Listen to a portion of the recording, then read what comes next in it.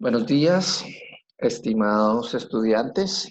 El día de hoy les estoy subiendo un video a nuestro canal de YouTube de las clases de Derecho Procesal Penal de semestre 2020-01 de la Juan de Castellanos en digamos, la colección de videos que he denominado Apuntes del Profesor. El día de hoy vamos a trabajar el tema de la audiencia de formulación de imputación. Y el video consistirá en una relación de los conceptos básicos y de los aspectos generales de esta audiencia. Les quiero recordar dos puntos importantes. La GETI, que como ustedes saben es la actividad de trabajo independiente que tiene un poco de más valor que las demás, tiene un valor del 10% de la nota final, tiene que ver con realizar una formulación de imputación, como si ustedes tuvieran el rol de fiscales, en un caso determinado que es el que ya les envié por correo electrónico. Por lo tanto, este es un video que creo que les será de alguna utilidad para realizar esa actividad. Además, les quería precisar que la audiencia de imputación es uno de los aspectos que trabajo en mi tesis doctoral, que más en general se centra en la fase intermedia del proceso penal, es decir, en los escenarios de control del caso previos a la fase del juicio, y la imputación tiene que ver con esta fase más amplia en el proceso colombiano. Por lo tanto, les recomiendo especialmente que lean las páginas de mi tesis que les recomiendo en la Getty. Son muy importantes porque allí digamos que hay una reconstrucción mucho más amplia de la línea de jurisprudencia sobre imputación que la que podrán encontrar en este video y podrán en general complementar las distintas ideas que se exponen hoy acá. Bien, hechas esas precisiones, procedamos con la exposición correspondiente.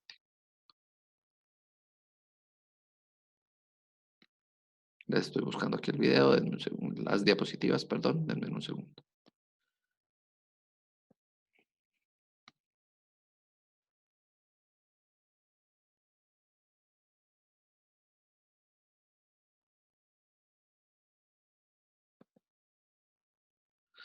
Muy bien, empecemos entonces por recordar que estamos trabajando en estas clases pues anteriores y en las que vienen, las audiencias que se realizan inmediatamente terminada la fase de indagación. Recuerden ustedes que en la unidad temática anterior trabajamos la captura y el control de legalidad de la captura. Ahora, en este video vamos a hablar de la formulación de imputación y en el video siguiente vamos a hablar de la medida de aseguramiento. Todas estas son audiencias que se realizan en una etapa procesal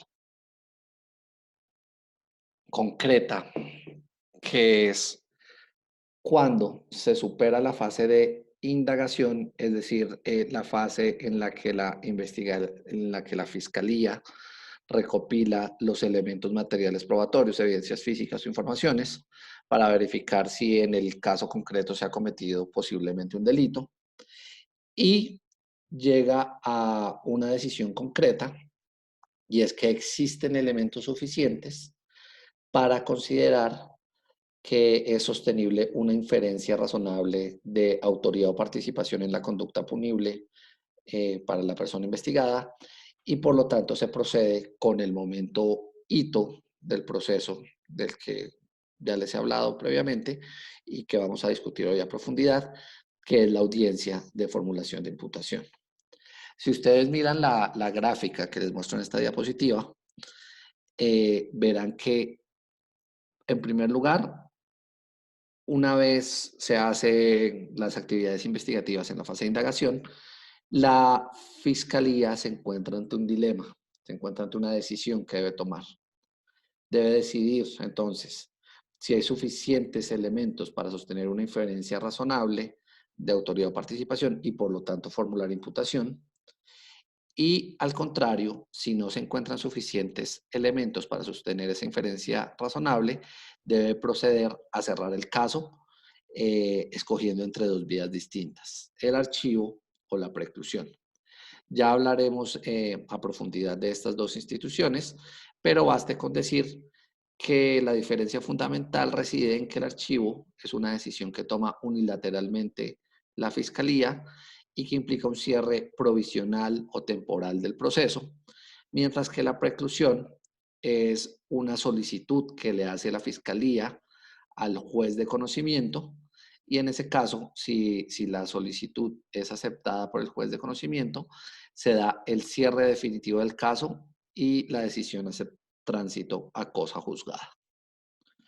Otra cosa que vemos aquí es que si ven el recuadro, no, el óvalo rojo que está allí, pueden identificar que tenemos en un mismo conjunto, en un mismo grupo, la formulación de imputación, la legalización de captura y la imposición de medida de aseguramiento. ¿Por qué?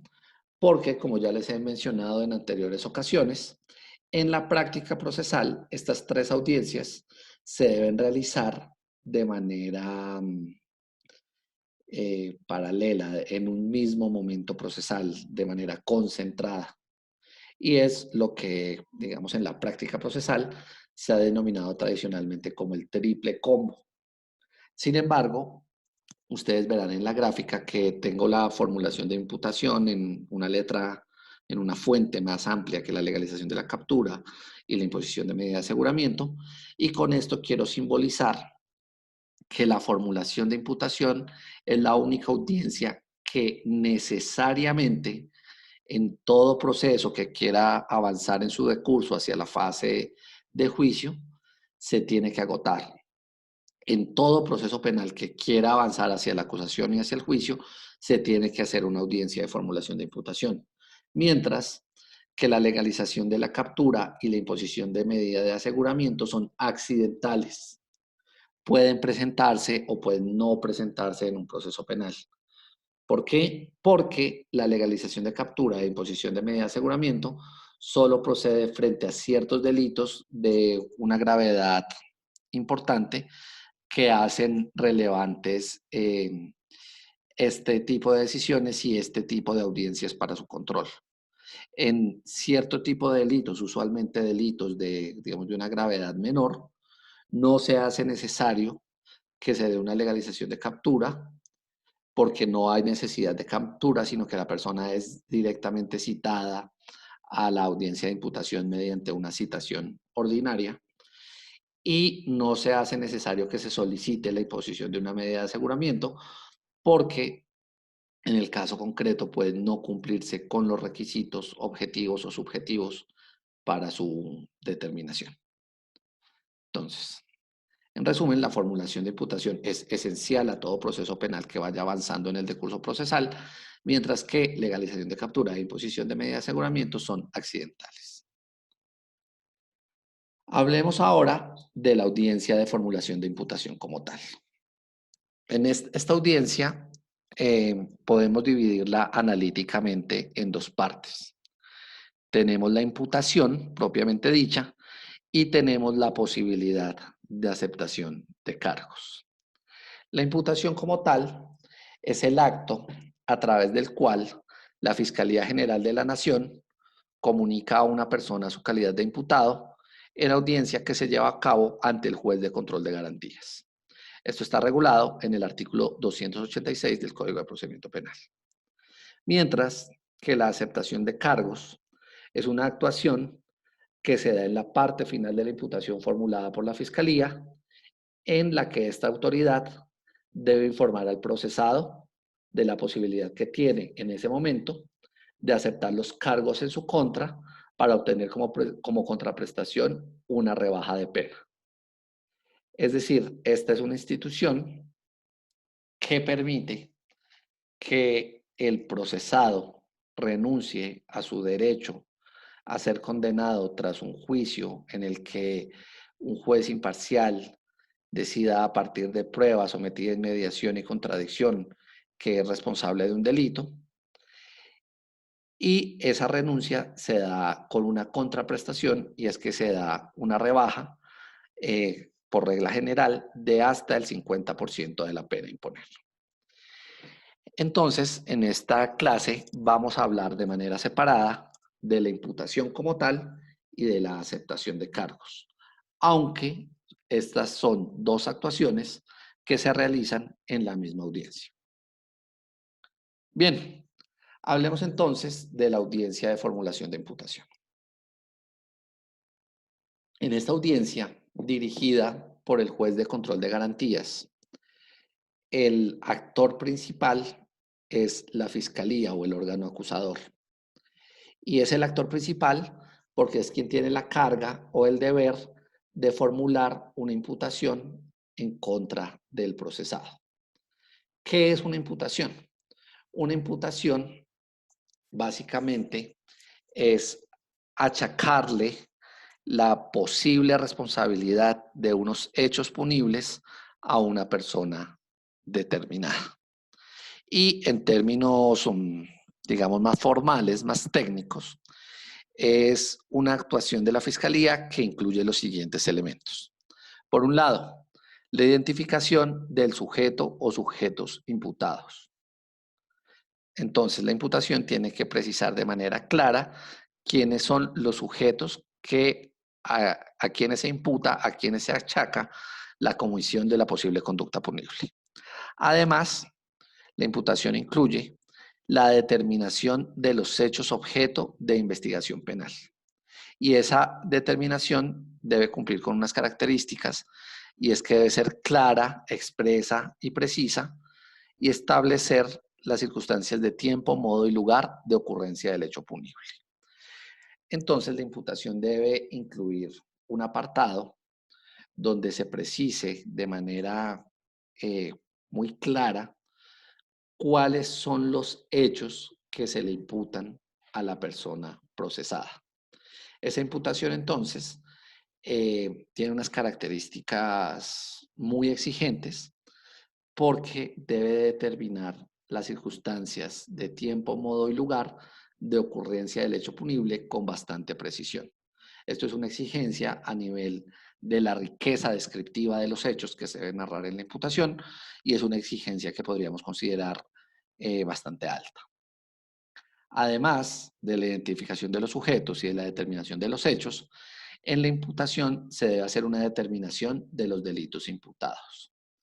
Es decir, se debe precisar a qué supuestos de hecho consagrados en el Código Penal corresponden los hechos narrados en la misma imputación. ¿Qué quiere decir esto? Que se debe precisar el delito que se le imputa a la persona procesada.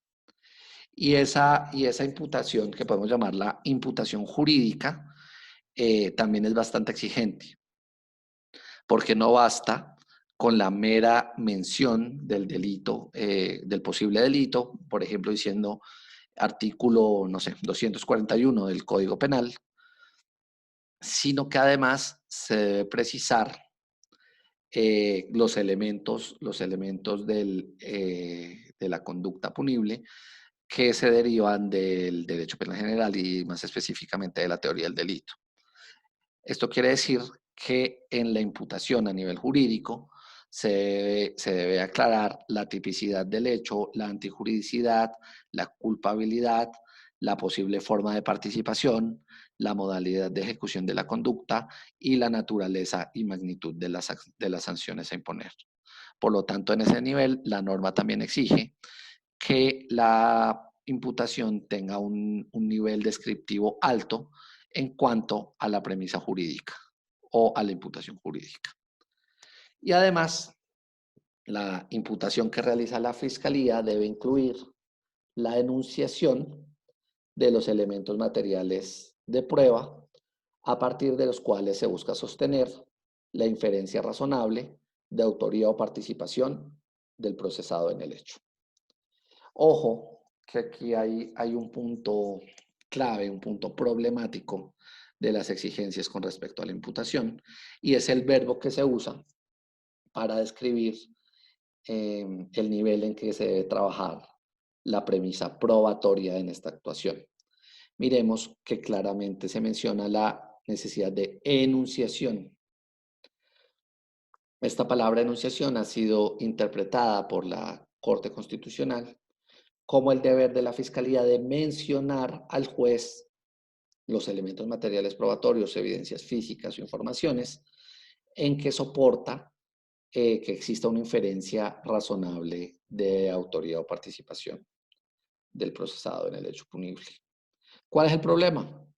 El problema es que la enunciación, la mera mención de los elementos materiales probatorios, no corresponde con lo que en la teoría básica del derecho probatorio entendemos como los requisitos para que se entienda practicada una prueba, valorada una prueba y soportado efectivamente un estándar de prueba. En la teoría general del derecho probatorio entendemos que para practicar una prueba hay que presentarla o hay que realizarla en audiencia según corresponda, hay que someterla a contradicción de las partes, el juez debe tener la prueba a disposición para poderla valorar y debe poder hacer una reflexión crítica con respecto a si el haber probatorio presentado en la diligencia respectiva es suficiente para que se entienda superado el estándar de prueba establecido. Al hablarse de enunciación en este requisito, simplemente se omite la necesidad de que se practique la prueba, de que se haga un contradictorio real de la prueba, de que se pueda valorar la prueba de manera con inmediación por parte del juez y por lo tanto, digamos que la dimensión probatoria en cuanto a la audiencia de imputación queda bastante pobre, bastante flaca. Pero en general, esos son los requisitos del acto de imputación que debe realizar la Fiscalía General de la Nación. Recuerden ustedes que les he insistido mucho en las clases con respecto a la necesidad de que cuando ustedes hagan argumentaciones jurídicas, no solo en el proceso penal, sino pues en cualquier escenario procedimental o incluso administrativo, tengan en cuenta que es necesaria la construcción de argumentos jurídicos completos. Y esos argumentos jurídicos completos implica que haya una premisa jurídica, una premisa fáctica, una premisa probatoria que soporte la premisa fáctica como tal y una conclusión relevante.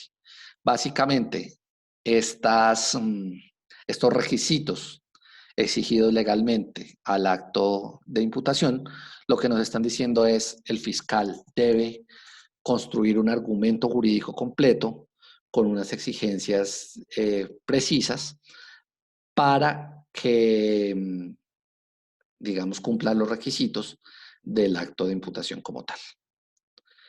Bien, ¿cuál es el papel del juez de control de garantías en la audiencia de formulación de imputación? Básicamente, el juez de control de garantías se encarga de dirigir la audiencia, pero no tiene la facultad de improbar una imputación que no cumpla con los requisitos o que no sea sustancialmente correcta. Es decir, no puede hacer un control material del acto de imputación. A lo sumo, puede verificar que la imputación cumpla con los elementos formales requeridos en el ordenamiento jurídico.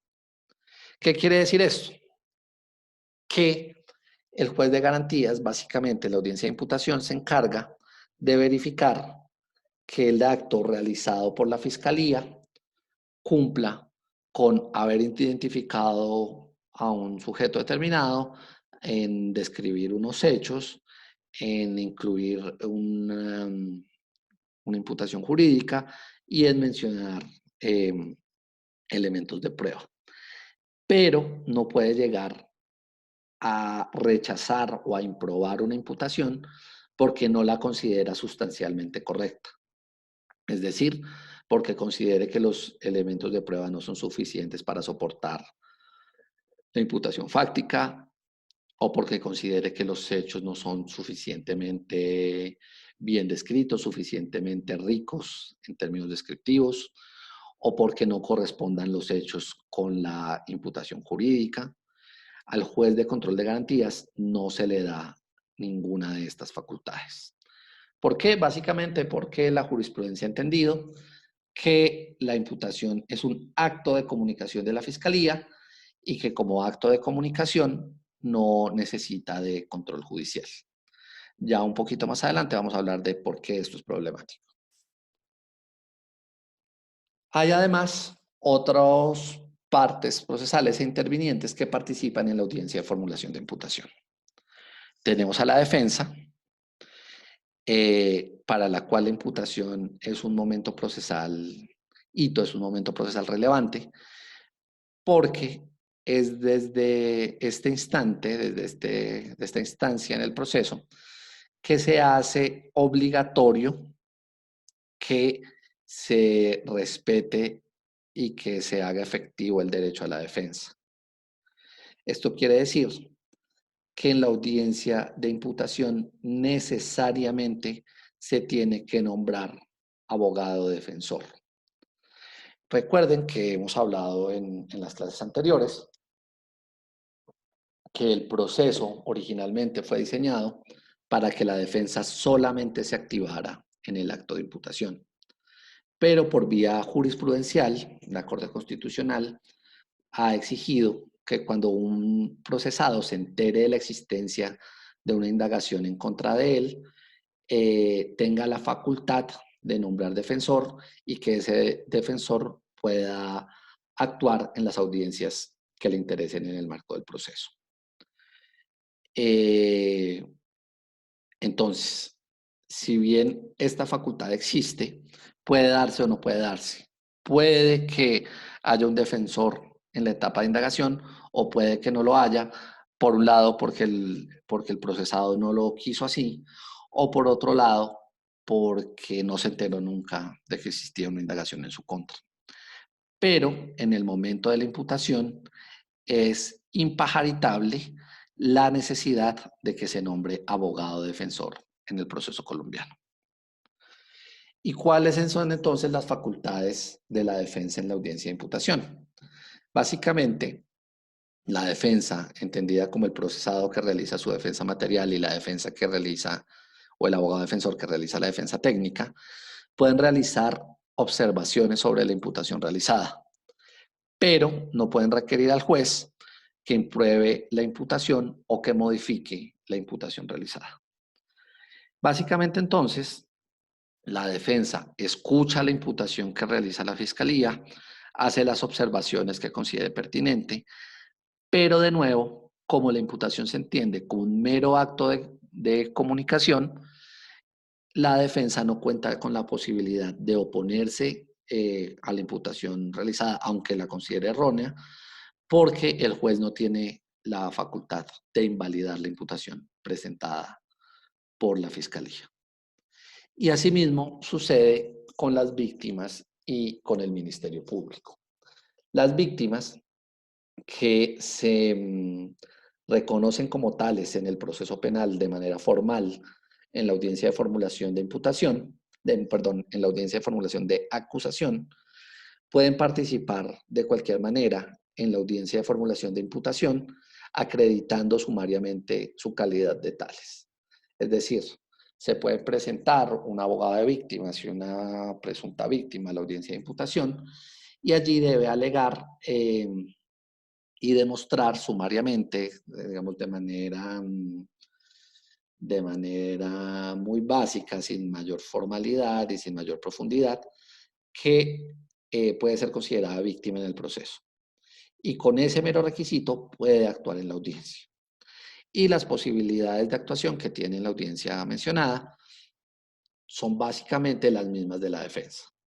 Hacer observaciones a la imputación realizada por la Fiscalía sin la facultad de oponerse directamente a la imputación para que el juez proceda a improbarla o a modificarla, porque al juez, repito, no se le concede esa facultad en la regulación del procedimiento penal colombiano. Y asimismo, el Ministerio Público está facultado para actuar en la audiencia de formulación de imputación por la regla general que le permite participar en las audiencias que tengan implicaciones para los derechos fundamentales de las personas involucradas en el proceso. Y tiene la misma facultad de realizar observaciones sin que estas observaciones lleguen a tener un efecto más allá de las decisiones que el fiscal pueda tomar tras tenerlas en cuenta. En conclusión, el fiscal es el dueño de la imputación. El fiscal es quien decide en qué términos se realiza la formulación de la imputación y el juez de garantías tiene un papel más bien formal en la audiencia. Es el director, verifica que se cumplan con los requisitos formales mínimos, pero no puede entrar a cuestionar la materialidad o la sustancia de la imputación efectivamente realizada por la Fiscalía. Hay algunas cosas adicionales del acto de imputación que vale la pena mencionar.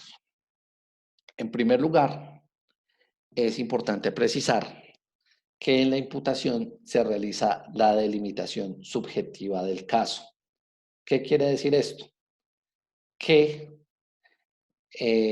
solo se puede condenar en el proceso a las personas a quienes se les haya achacado o imputado el delito en la audiencia de formulación de imputación. ¿Por qué lo llamo delimitación subjetiva? Porque los sujetos incluidos como imputados en la audiencia de imputación van a ser aquellos que van a ser sometidos al proceso penal. No se puede luego añadir nuevos sujetos en etapas procesales posteriores.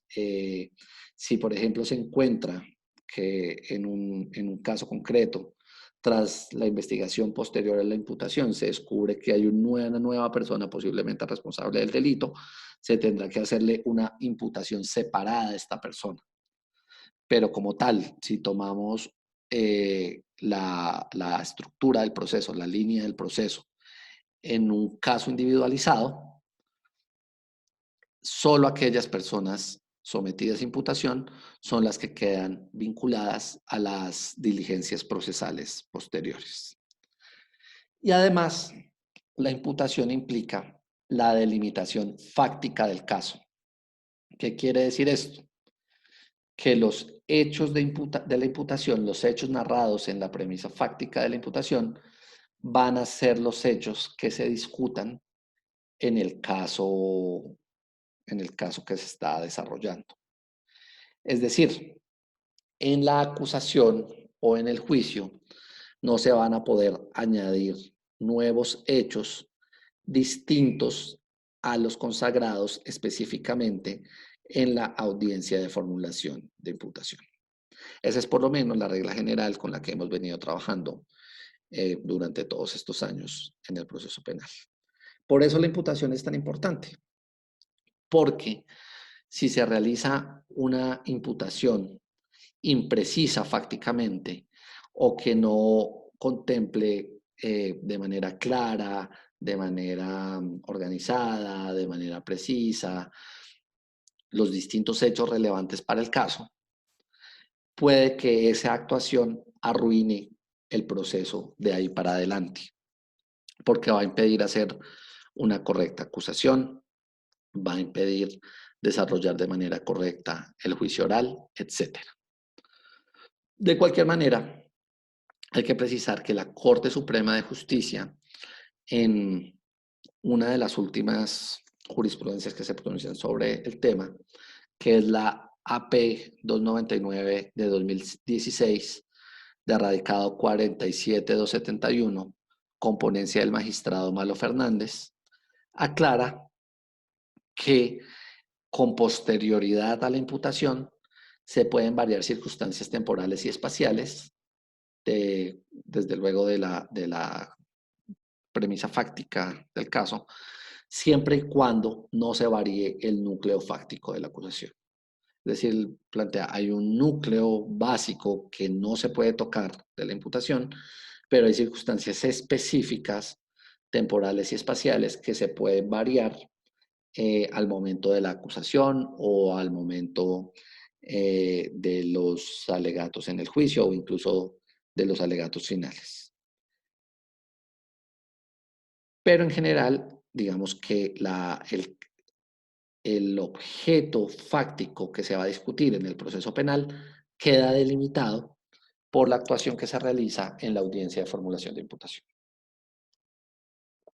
Al contrario, la imputación no delimita ni el debate jurídico ni el debate probatorio que se va a dar en el proceso. Esto quiere decir que la imputación jurídica que se hace a una persona en la audiencia de formulación de imputación puede variarse en la audiencia de formulación de acusación. Por ejemplo, tenemos un caso en el que en la imputación se plantea que la persona es responsable o que hay la posibilidad de sostener una inferencia razonable de la responsabilidad de la persona por un hurto simple. Pero luego se revisa de nuevo el caso por parte de la Fiscalía y se considera que no corresponde a un hurto simple, sino un hurto calificado y agravado. Esa modificación se puede realizar sin ningún problema en la audiencia de acusación porque eh, la regla es que la imputación no delimita el debate jurídico del proceso. Eso, como ya lo veremos, lo delimita la audiencia de acusación. Y además, no delimita el debate probatorio de la audiencia de imputación. Eso quiere decir que la Fiscalía enunciará unas pruebas que considere suficientes para sostener el estándar de prueba de inferencia razonable en el caso, pero eso no implica de ninguna manera que en momentos posteriores del proceso no pueda presentar nuevas pruebas para sostener la suficiencia de los hechos para considerarse probados de acuerdo con los estándares de prueba de cada audiencia determinada. En resumen, la imputación no delimita la dimensión probatoria del caso, solamente delimita las dimensiones subjetivas y fácticas del caso en adelante en el proceso. Una última aclaración que vale la pena hacer con respecto a la audiencia de formulación de imputación es que, como ya dije, es un requisito legal necesario que la defensa técnica participe en la audiencia, pero existen casos excepcionales en los que el procesado puede estar ausente, puede no estar presente en la audiencia de formulación de imputación y aún así la audiencia será válida. Estos casos están expresamente regulados en el Código de Procedimiento Penal. Uno es el caso de contumacia, que hace referencia a que la persona procesada fue debidamente citada a audiencia de formulación de imputación, se cuenta con el medio de prueba que acredita que la persona conoció esa notificación y aún así la persona no se presenta a la audiencia correspondiente sin una excusa válida. En ese caso, la persona puede ser declarada contumaz y la audiencia se puede desarrollar en presencia del defensor y sin necesidad de presencia del procesado. Incluso, si no se presenta defensor, se le podrá nombrar defensor de oficio, miembro de la Defensoría Pública y así desarrollar la audiencia. Y la declaratoria de persona ausente se refiere a una circunstancia distinta y es que el procesado no se haya podido ubicar, que se hayan hecho los esfuerzos para citarlo, para ubicarlo, pero no haya sido posible que la persona, que se obtenga evidencia de que la persona conoce de un caso en su contra. Si se han agotado de manera exhaustiva las diligencias para ubicar a la persona, como exige la sentencia C591 de 2005, y de cualquier manera no es posible ubicar a la persona que se pretende imputar, puede ser declarada persona ausente y se puede formular la imputación en presencia de abogado de la Defensoría Pública para garantizar el derecho a la defensa, sin que el procesado se encuentre presente en la audiencia. Bien, de cualquier manera hago una aclaración y es que en esta exposición estoy siendo un poco más informal, no les estoy mencionando en todo momento los artículos del código en que se encuentra cada una de las informaciones que les doy en este video, y esto es así porque en la lectura sugerida sobre la audiencia de imputación, que es la que ya les conté, corresponde a mi tesis doctoral, está bien referenciado cada una de las normas y de hecho está reconstruida de manera razonable la línea jurisprudencial sobre el tema. Entonces les recomiendo de nuevo que se remitan el texto y allí pueden encontrar las especificidades que aquí no desarrollo porque estoy hablando del tema de manera general. Bien, con lo anterior hablamos de la imputación como tal, que es el acto en que la fiscalía le achaca a una persona la posible comisión de un delito en los términos jurídicamente regulados. Tenemos ahora la otra parte de la audiencia de formulación de imputación que corresponde con la posibilidad de aceptación de cargos. Como ya les había dicho, una vez formula la imputación la fiscalía, una vez las demás partes o intervinientes realizan sus observaciones con respecto a la imputación realizada, y una vez el juez de control de garantías considera que la imputación fue realizada válidamente, la fiscalía debe proceder a informarle al imputado que cuenta con la posibilidad de aceptar cargos, y desde luego son aquellos cargos presentados en la imputación, y debe informarle además que en el caso en el que acepte los cargos en los términos formulados por la Fiscalía, cuenta con la posibilidad de que se le dé un beneficio que consiste en una rebaja de pena de hasta el 50% de la que correspondería imponer normalmente. Entonces, esto es un aspecto fundamental de la audiencia de formulación de imputación, porque básicamente nos permite que nos olvidemos de todo el resto del proceso penal, de todo el resto del diseño del proceso penal y que terminemos el proceso en este momento si el procesado decide aceptar cargos.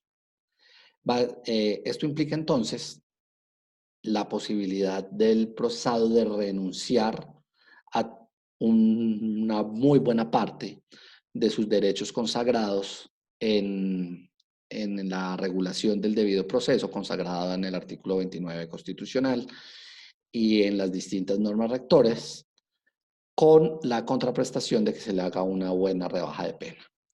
La orientación de esta regulación, la razón por la que está esta regulación en nuestro ordenamiento, es porque se busca la eficiencia del sistema y la economía procesal.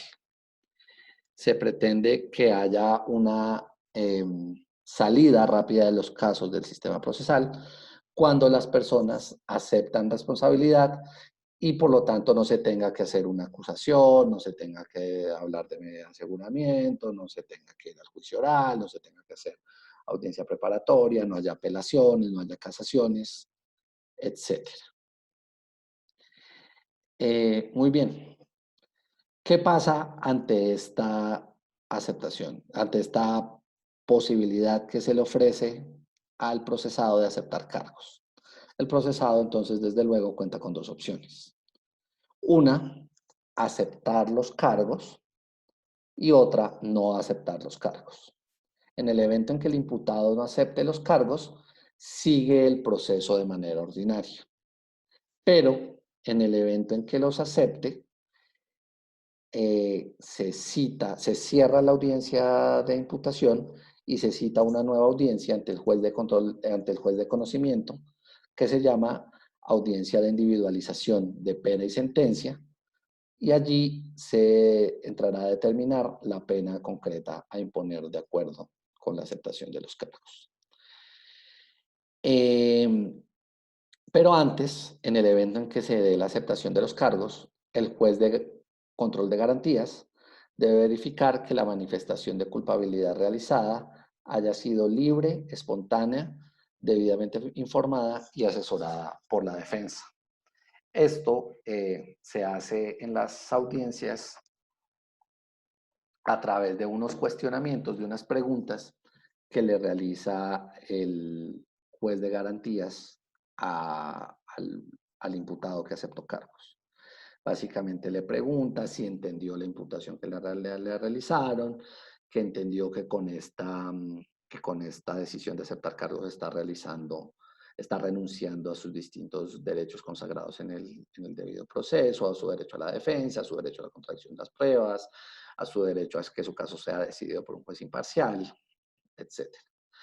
Y hace las preguntas para verificar que la decisión haya sido debidamente informada, es decir, que le pregunta al procesado si pudo entrevistarse con el defensor, si el defensor le explicó cuáles eran los cargos contra él, cuáles eran las consecuencias de que aceptara cargos, etcétera, y precisa que se haya entendido muy bien la imputación realizada por la Fiscalía.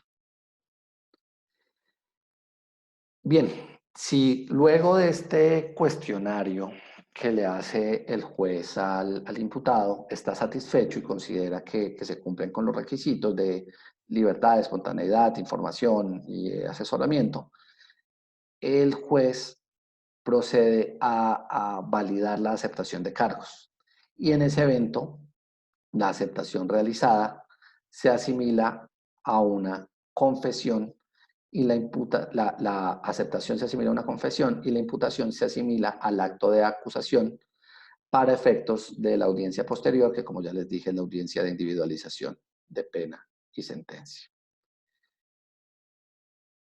Bien, entonces, entendido esto, sabemos que tras la aceptación de cargos, procedemos con la audiencia de individualización de pena y sentencia, con el beneficio de que al imputado se le van a conceder unas rebajas en cuanto a las penas a imponer.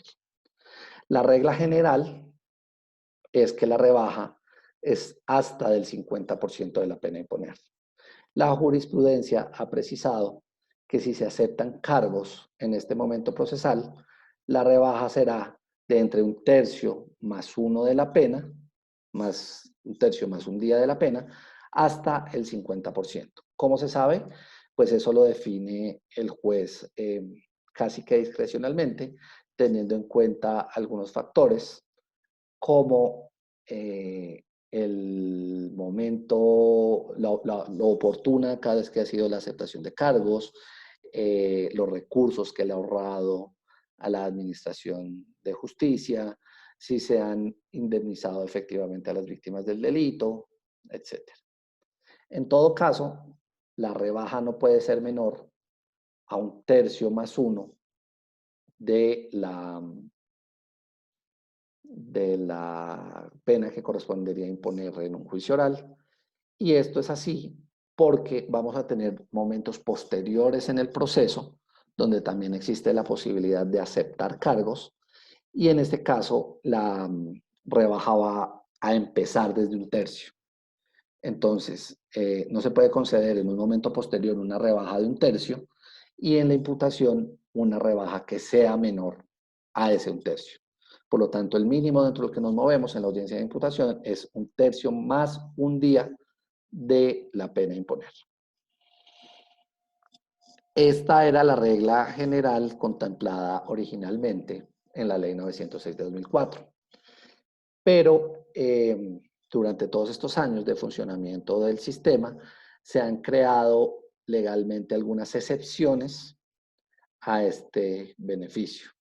Básicamente, La ley 1098 de 2006, en su artículo 199, numeral 7, prohíbe que se conceda este beneficio por delitos de homicidio o lesiones personales bajo modalidad dolosa, delitos contra libertad, integridad y formación sexuales o secuestro, cometidos contra niños, niñas y adolescentes. El gran punto de esta norma es que en los casos de delitos contra este grupo poblacional no debe proceder la rebaja de hasta el 50% y por lo tanto se prohíbe.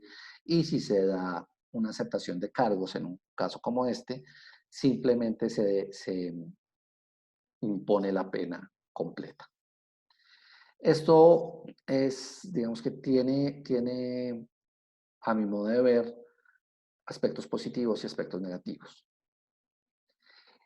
¿Cuál es el punto? Todo esto surgió de la gran alarma social que generaron graves delitos que se cometieron contra niños muy pequeños, de violaciones, asesinatos, etcétera, y de, digamos, la indignación pública que se presentaba cuando ante un delito de esos, la persona, digamos, responsable aceptaba los cargos y terminaba dándosele una rebaja de pena sustancial.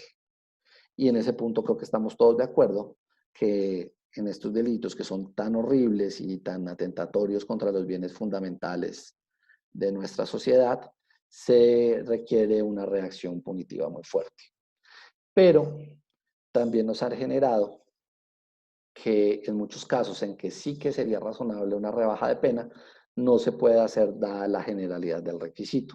Por ejemplo, unas lesiones personales que comete un muchacho de 17 años contra un muchacho de 18 o de 19, o un homicidio que se da en el marco de una riña eh, entre una persona muy cercana a la minoría de edad, es decir, que apenas cumplió 18 años, contra un menor de más o menos su misma edad. En esos casos, que de hecho conocí algunos personalmente, a pesar de que la persona quiera reconocer su culpabilidad, quiera reparar el daño causado, que no son delitos, digamos, que afecten gravemente los valores fundamentales de nuestra sociedad, por la regla establecida no se puede dar ningún tipo de rebaja y terminamos imponiendo unas sanciones muy fuertes a, digamos, a ciertos sujetos. Además, hay que tener en cuenta que tras la introducción de la ley 906 de 2004, se dio una gran ampliación de las penas consagradas en el Código Penal, precisamente previendo que se iban a dar muchos casos de aceptación de cargos y que se iban a disminuir ampliamente las penas y que por eso se necesitaba eh, tener un marco más grande para que en todo caso las penas fueran de alguna manera proporcionales. Con estas prohibiciones, entonces, quedan las penas muy altas en el sistema en general y a veces terminamos en casos en que, a pesar de que el juez, las partes, incluso la misma víctima considere que la reacción penal es excesiva, no se puede hacer nada por la prohibición establecida en el artículo. Bien, además, la ley 1121 de 2006, en su artículo 26, prohíbe que se conceda el beneficio de rebaja de pena por aceptación de cargos en delitos de terrorismo, financiación de terrorismo, secuestro extorsivo, extorsión, conexos. En estos, dado la gravedad de los delitos, creo que no tendría observación al respecto. Y además, la ley 1453 de 2011 limitó el beneficio a una rebaja de hasta el 12,5% de la pena en los casos de flagrancia. ¿Cuál es la racionalidad de esta norma? Básicamente, la idea es que en un caso de flagrancia no va a haber mayor desgaste para el aparato investigador y jurisdiccional del Estado, porque en principio es un caso fácil. En el acto mismo de la captura se recopilan los elementos materiales probatorios, evidencias físicas, etcétera, que permiten sostener la responsabilidad de la persona procesada con respecto a los hechos delictivos. Y por lo tanto, no se hace un gran favor a la eficiencia del sistema con una aceptación de cargos, por lo menos como se haría en un caso en el que la investigación sea mucho más compleja, haya que hacer mucha más recopilación de elementos de prueba, haya mucha más contradicción, etcétera. Y por eso se dice, no, pues en estos casos que no hay un gran beneficio para el Estado en conceder un beneficio, pues que el beneficio sea muy inferior, la cuarta parte del que se concede usualmente. Sin embargo, vale la pena aquí problematizar que en la sesión anterior vimos las distintas hipótesis en que se puede considerar que hay flagrancia de acuerdo con nuestro Código de Procedimiento Penal y precisamos que hay causales que corresponden con la flagrancia como la entendimos clásicamente, pero hay otras en las que la conexión entre la comisión como tal de la conducta y el momento de la captura no es tan inmediata. Hay digamos, un rango de tiempo entre las dos cosas, entre los dos hechos, que nos permite pensar que puede en ciertos casos haber cierta duda sobre si efectivamente la persona capturada es la responsable de los hechos. Y si vemos acá la consecuencia jurídica que esto genera en las aceptaciones de cargos, vemos que no es un asunto menor. Porque si declaramos como válida una captura en flagrancia, esto tiene como consecuencia que a esa persona que va a ser procesada solamente se le va a poder conceder un beneficio en caso de que acepte cargos de la cuarta parte del que se le habría podido conceder si no se hubiera considerado la captura legal por la flagrancia. Entonces vemos las conexiones, las relaciones que existen entre las distintas instituciones del proceso. Bien, entonces, retomo. La audiencia de imputación se da la aceptación de cargos por parte del imputado, se hace la verificación de los requisitos legales por parte del juez de control de garantías y se cierra esa audiencia y se cita audiencia de individualización de pena y sentencia que se surte ante el juez de conocimiento.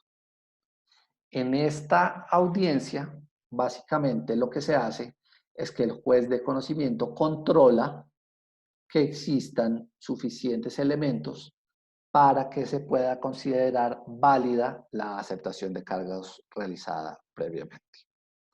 Hay varios asuntos relevantes de esta audiencia. El primero es que el procesado no se puede retractar libremente de la aceptación de cargos que previamente realizó. Esto ha sido conceptualizado por la Corte Suprema de Justicia como el principio de irretractabilidad. Y por lo tanto, solo hay lugar a retractación si se demuestra que al momento de la aceptación de cargos original ante el juez de control de garantías hubo vicios del consentimiento o violación de garantías fundamentales. Frente a este punto ha habido debate jurisprudencial. Antes existía la posibilidad de que el procesado se retractara, pero la racionalidad de la Corte en este punto es: tenemos que evitar que las personas acepten cargos como una estrategia para prolongar el, el decurso del proceso, y cuando lleguen al juez de conocimiento se retracten sin que haya consecuencia jurídica alguna. Le dan mucha seriedad a la aceptación de cargos ante el juez de garantías y se plantea que si se aceptó allí, ya se tiene que asumir esa aceptación previamente realizada. Además, el juez de conocimiento en esta audiencia verifica de nuevo si la aceptación de cargos fue libre, espontánea, debidamente informada y asesorada por la defensa. Así que reiterará el cuestionario que se hizo previamente ante el juez de garantías y además verificará cómo se realizó en la audiencia previa, mirando que se hayan cumplido todos los requisitos. Todo esto se mueve en un ámbito más bien formal, pero el gran asunto y la gran pregunta para los estudiosos del procedimiento penal es cuál es el alcance del control sustancial que puede realizar el juez de conocimiento sobre la imputación realizada. Es decir, ¿qué tanto puede verificar que efectivamente la imputación haya cumplido con los requisitos establecidos legalmente para a partir de allí considerar que la aceptación de cargos fue válida o no? En, en el trabajo que le subo al aula virtual hay una reconstrucción amplia de los debates jurisprudenciales que han existido frente a este punto.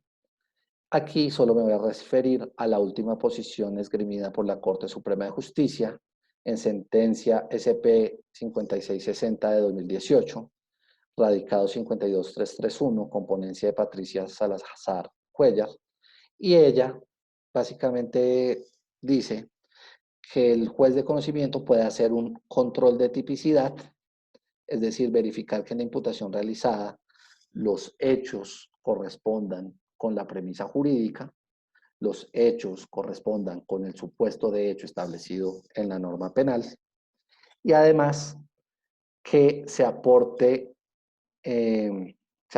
a la imputación evidencias que permitan cumplir con un estándar de conocimiento de un mínimo de prueba que permite inferir la autoría o participación en la conducta y su tipicidad.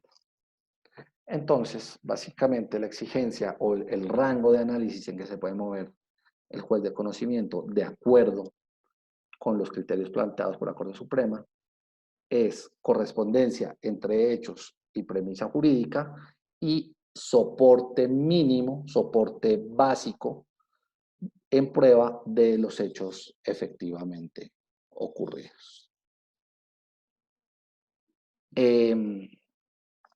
Como ustedes verán de nuevo en el texto que subo al aula virtual, yo soy bastante crítico con la forma en que está regulada la aceptación de cargos en la audiencia de formulación de imputación en Colombia. Y la razón para esto es que no existe una verdadera posibilidad de control intersubjetivo, de control judicial, en el nivel de que la imputación cumpla con unos requisitos básicos que nos permitan inferir que hay un sustento material del caso que nos lleva a que se pueda predicar la responsabilidad penal de una persona. ¿Esto por qué? Porque en la audiencia de imputación, como ya les dije previamente, no hay una verdadera discusión probatoria. La imputación realmente no se soporta en elementos de prueba porque básicamente se realiza una mera enunciación y no un verdadero descubrimiento, práctica y valoración de elementos probatorios, porque el juez de control de garantías en la audiencia de imputación no cuenta con la facultad de rechazar imputaciones que no cumplan sustancialmente con los requisitos establecidos en el código, y porque las posibilidades de control de la imputación del juez de conocimiento en la audiencia de individualización de penas y sentencia también son demasiado débiles. Este modelo del control de tipicidad es uno entre varios que se han discutido en la Corte, e incluso hay modelos menos exigentes que plantean que el juez de conocimiento no puede hacer ningún tipo de control, pero aún este planteado en la jurisprudencia más reciente se considera deficiente porque el respaldo probatorio de la hipótesis acusatoria de los hechos imputados es muy bajo.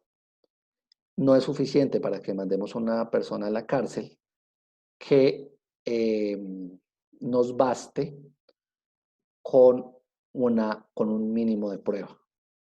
Por un lado, porque ese mínimo de prueba se puede cumplir con la simple aceptación de cargos que se entiende como confesión, lo cual también es absolutamente errado porque es una prueba que se induce a partir de un beneficio, lo cual no tiene ningún sentido en la dogmática procesal.